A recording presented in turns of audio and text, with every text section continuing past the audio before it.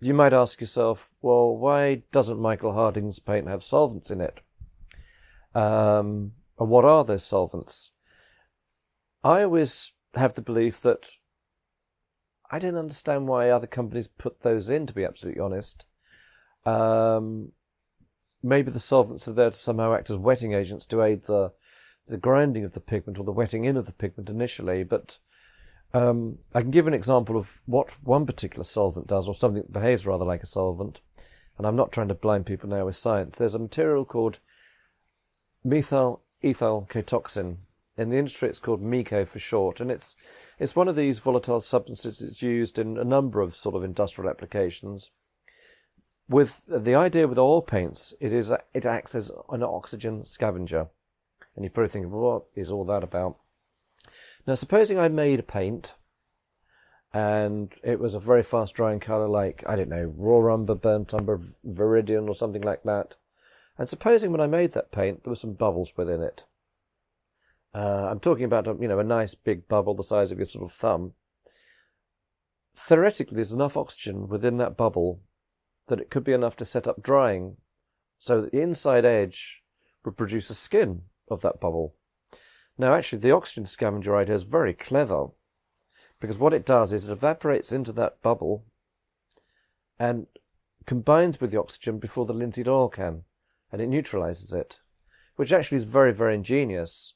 However, from my point of view, it then means that there's another material in there which I don't like the sound of, because one, it smells like crazy, will give people headaches, and also it means that as soon as you put an ingredient like that in, it's displacing something else that should be in there.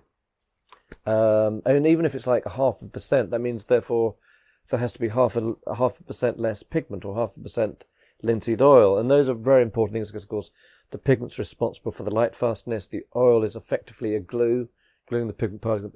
So as soon as you start playing around putting those things or other things like it in place, it is displacing all those other things. All right, now that, of course, begs the question, well, how can I get away with it where those other manufacturers can't?